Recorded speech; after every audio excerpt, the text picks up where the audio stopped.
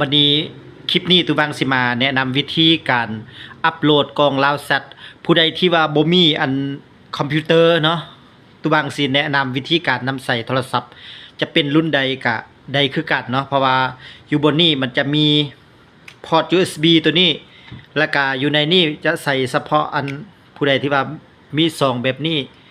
มีแบบอันหัวโทรศัพท์เครื่อง Android แล้วก็เป็น2ตัวนี้เนาะตัวได้ก็ได้เนาะวิธีการก็มีเตโหลดเข้าไปตัวนี้ใส่ได้หลายอันเนาะตัวนี้ใส่ได้หลายรุ่นหลายอันนั่นแหละ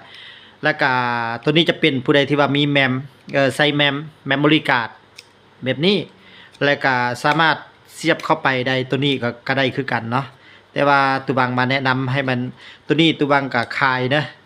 ตัวนี้ตุบังขายแล้วก็วิธีการอัปโหลดนะวิธีการอัปโหลดก็มีแต่โหลดไฟล์ที่ว่าตุบังจะส่งให้เขาอยู่ในแมมนี่หรือว่าอยู่ใน USB เนาะจะเป็น USB แบบนี้ก็ได้คือกัน USB แบบนี้ก็ได้นะนี่ USB แบบนี้ก็ได้บัดนี้เอาตัวนี้เสียบเข้าไปอยู่ในพอร์ตของ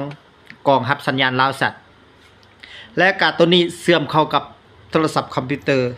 หรือว่าโทรศัพท์น้องบ่แม่นโทรศัพท์คอมพิวเตอร์นะเสียบเข้าไปแล้วก็เบิ่งนะคือบางทีเสียบเข้าไปแล้วมันจะแสดงออกมาเลยนะมันจะแสดงออกมาแบบนี้และก็เราสามารถโหลดเข้าไปได้เลยวิธีการโหลดตัวบางจะสอนให้เนาะถ้าว่าผู้ใดที่ว่าต้องการอยากจะได้เนาะตัวนี้บ่ใส่บ่มีหยังสามารถเอาไฟจากตัวนี้เข้าไปเลยได้เลยเนาะขอบใจ